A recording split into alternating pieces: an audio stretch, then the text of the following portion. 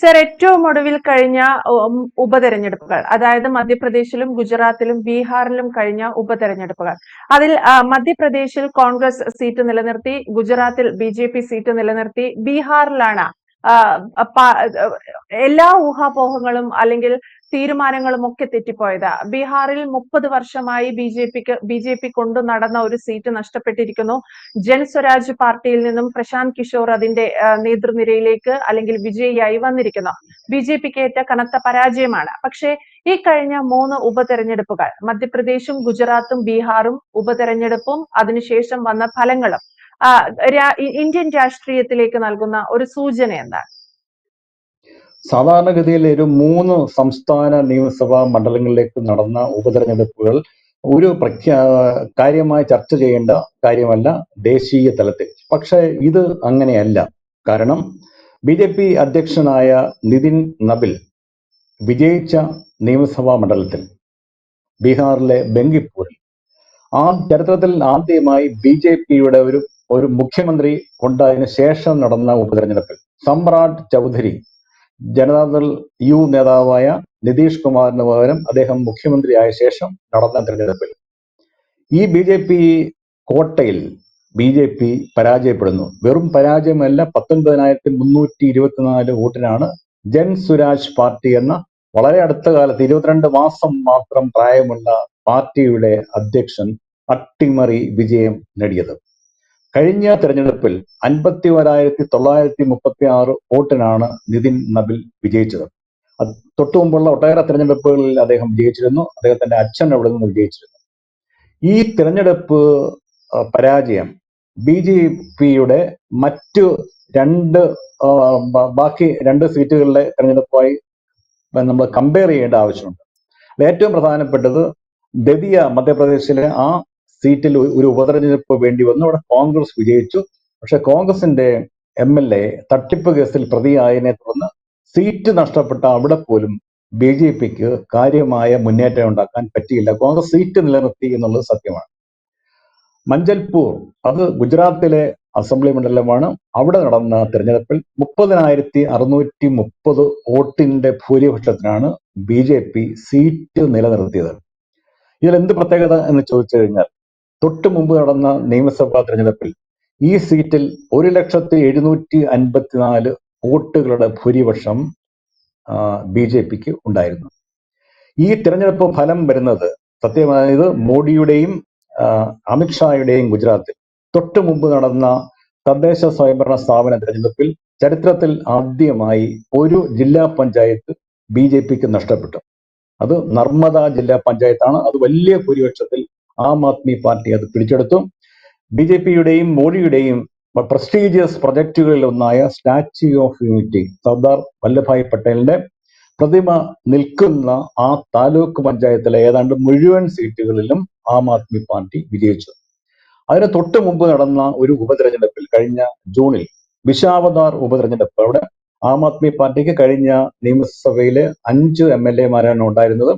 വിശാവതാറിലെ MLA BJP കൂറുമാറ്റം നടത്തിച്ചു, തങ്ങളുടെ പക്ഷത്തേക്ക് കൊണ്ടുവന്നു. അങ്ങനെ നടന്ന ഉപതെരഞ്ഞെടുപ്പിൽ വലിയ 3 ഇരട്ടി ഭൂരിപക്ഷത്തിനാണ് ആം ആദ്മി പാർട്ടിയുടെ ദേശീയ ജനറൽ സെക്രട്ടറി അവിടെ നിന്ന് ജയിച്ചത്, ഗോപാൽ ഇറ്റാലിയ. അങ്ങനെ 2 തെരഞ്ഞെടുപ്പ് പരാജയങ്ങൾക്ക് ശേഷമാണ് വളരെ കുറഞ്ഞ ഭൂരിപക്ഷത്തിൽ BJP ഗുജറാത്തിൽ ഈ ഉപതെരഞ്ഞെടുപ്പിൽ വിജയിക്കുന്നത്. അതുകൊണ്ട് ഈ 3 ഉപതെരഞ്ഞെടുപ്പ് ഫലങ്ങളും BJPക്ക് ഒട്ടും അനുകൂലമല്ല, ജയിച്ച ഗുജറാത്തിൽ പ്രത്യേകിച്ചും. ഇനി നമുക്ക് ബങ്കിപ്പൂരിലേക്ക് തിരിച്ചു വരാം. ബങ്കിപ്പൂരിൽ ഞങ്ങൾ ആത്മപരിശോധന നടത്തും എന്നാണ് BJPയുടെ പുതിയ അധ്യക്ഷൻ പറഞ്ഞിട്ടുള്ളത്. ഞങ്ങൾ ജനങ്ങളിലേക്ക് ഇറങ്ങി ചെല്ലും എന്നും അദ്ദേഹം പറഞ്ഞിട്ടുണ്ട്. ജനങ്ങളിലേക്ക് ഇറങ്ങി ചെന്നു കഴിഞ്ഞാൽ എന്ത് സംഭവിക്കും എന്ന് വ്യക്തമല്ല. കാര്യം, ഒരു റിപ്പോർട്ട് അനുസരിച്ച് ഈ ജനതാദൾ അധ്യക്ഷൻ പരമാത്മാവായ പ്രായാധിക്യമാണ് അദ്ദേഹത്തെ മുഖ്യമന്ത്രി സ്ഥാനത്ത് നിന്ന് മാറ്റിയത്. നിതീഷ് കുമാറിനോട് ജനങ്ങൾക്ക് ഇപ്പോഴും വലിയ ആഭിമുഖ്യമുണ്ട്. ഒരു സോഷ്യലിസ്റ്റ് പാരമ്പര്യമുള്ള സംസ്ഥാനമാണ് ബീഹാർ. പ്രതിപക്ഷത്തും ഭരണപക്ഷത്തും സോഷ്യലിസ്റ്റ് പ്രസ്ഥാനങ്ങൾക്കാണ്. ജനതാദൾ യു ഭരണപക്ഷത്തും RJD പ്രതിപക്ഷത്തും. അപ്പൊ രണ്ടിന്റെയും ആഭിമുഖ്യം സോഷ്യലിസ്റ്റോടാണ്. BJPയോട് അങ്ങനെ വലിയൊരു ആഭിമുഖ്യം ഇല്ലാത്ത ഒരു സംസ്ഥാനത്ത് സാമ്രാട് ചൗധരിയിലൂടെ ആദ്യമായി ഒരു മുഖ്യമന്ത്രി ഉണ്ടായ ശേഷം നടന്ന തെരഞ്ഞെടുപ്പിൽ സ്വാഭാവികമായിട്ടും BJPക്ക് ഏറ്റ തിരിച്ചടി പാർട്ടിക്കകത്ത് തന്നെ വലിയ പ്രത്യാഘാതം ഉണ്ടാക്കിയിട്ടുണ്ട്. പാർട്ടി നയങ്ങൾ പുനഃപരിശോധിക്കണം എന്ന് പല സംസ്ഥാനങ്ങളിൽ നിന്നും ആവശ്യം ഉന്നയിക്കപ്പെട്ടിട്ടുണ്ട്. കാരണം ഈ തെരഞ്ഞെടുപ്പ് നടക്കുന്നത് ജൻസി പ്രക്ഷോഭം, ഇന്ത്യയെ മൊത്തം പിടിച്ചുകുലുക്കിയ ജൻസി പ്രക്ഷോഭത്തിന്റെ തീജ്വാലകൾ അണയാത്ത സമയത്താണ്. മാത്രമല്ല, ഈ പ്രശാന്ത് കിഷോറിന്റെ പ്രസ്താവന ഇന്ന് എല്ലാ മാധ്യമങ്ങളിലും വന്നിട്ടുണ്ട്. അദ്ദേഹം പറഞ്ഞ ഇതാണ്: അസംതൃപ്തരായ BJP പ്രവർത്തകർ എനിക്ക് വോട്ട് ചെയ്തിട്ടുണ്ട്, ജെൻസി തലമുറയുടെ വോട്ടും എനിക്ക് കിട്ടിയിട്ടുണ്ട്, അവരെല്ലാം അസംതൃപ്തരാണ് എന്നാണ് ഇദ്ദേഹം പറഞ്ഞത്. മാത്രമല്ല, ഒരു കാര്യം കൂടി അദ്ദേഹം അടിവരയിട്ട് പറഞ്ഞു: BJPയുടെ പുതിയ മുഖ്യമന്ത്രി സാമ്രാട് ചൗധരിക്കെതിരായ വിധിയെഴുത്ത് കൂടിയാണ് ഇത്. കാരണം അത് കഴിഞ്ഞ തെരഞ്ഞെടുപ്പിന്റെ കണക്ക് നോക്കിക്കഴിഞ്ഞാൽ ഈ മാറ്റം വ്യക്തമാകും. കഴിഞ്ഞ നിയമസഭാ തെരഞ്ഞെടുപ്പിൽ ഈ ജൻ സ്വരാജ് പാർട്ടി എന്ന പുതിയ പ്രസ്ഥാനം, അത് ഗാന്ധിസത്തിന്റെ അടിസ്ഥാനമായ സോഷ്യൽ ലിബറൽ പാർട്ടിയാണ്. 238 അസംബ്ലി സീറ്റുകളിലും അവർ മത്സരിച്ചു. ഒരു സീറ്റിലും വിജയിച്ചില്ല. മൊത്തം കിട്ടിയത് 3.44% വോട്ടുകൾ മാത്രം ആയിരുന്നു. അവിടെ നിന്നാണ് വലിയ ഭൂരിപക്ഷത്തിലേക്ക് കുതിച്ചുയരുകയും BJPയുടെ സിറ്റിംഗ് സീറ്റ് പിടിച്ചു എടുക്കുകയും ചെയ്തത്. കഴിഞ്ഞ തെരഞ്ഞെടുപ്പിൽ 7,717 വോട്ടം കണ്ട് കിട്ടിയെടുത്താണ് ഈ വലിയ ഭൂരിപക്ഷം നേടാൻ അത്രയും വോട്ടുകൾ കിട്ടിയത്. ഇവിടെ കാണേണ്ട മറ്റൊരു പ്രത്യേകത, മുഖ്യ പ്രതിപക്ഷമായ RJD തകർന്നടിഞ്ഞു എന്നുള്ളതാണ്. കെട്ടിവെച്ച കാശ് അവർക്ക് പോയി. 14,263 വോട്ടുകൾ മാത്രമാണ് അവർക്ക് ലഭിച്ചത്. കോൺഗ്രസ് ഉൾപ്പെട്ട മുന്നണി, ഇടതുപക്ഷം ഉൾപ്പെട്ട ഇന്ത്യ മുന്നണി 3ാം സ്ഥാനത്തേക്ക് പോയി. ഇതും ഒരു വലിയ സൂചനയാണ്. അതിന്റെ ഒരു പ്രത്യാഘാതമായി ഇപ്പം ദേശീയ മാധ്യമങ്ങളൊക്കെ റിപ്പോർട്ട് ചെയ്തിട്ടുണ്ട്, RJDയിൽ നിന്ന്, മുഖ്യ പ്രതിപക്ഷത്തിൽ നിന്നും ഒട്ടേറെ പേർ രാജിവെച്ചു എന്ന വാർത്തയും വരുന്നുണ്ട്.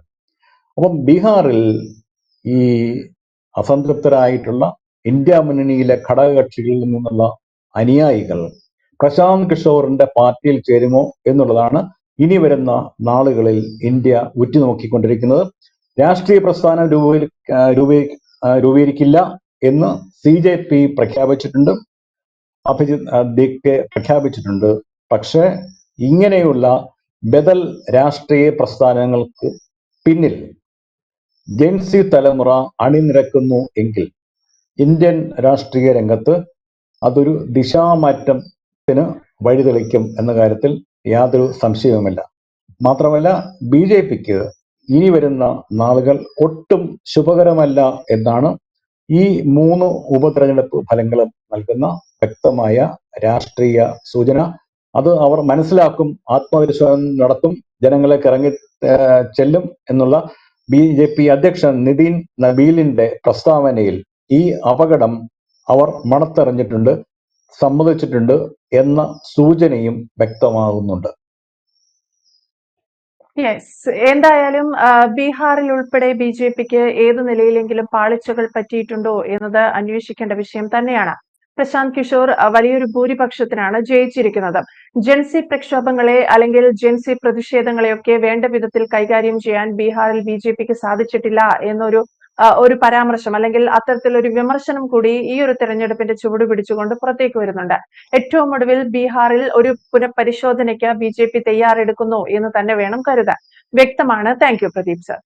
കൂടുതൽ വാർത്തകളും വിശേഷങ്ങളും നിങ്ങളിലേക്ക് എത്താൻ ABC മലയാളം സബ്സ്ക്രൈബ് ചെയ്യുക, ബെൽ ബട്ടണും അമർത്തുക.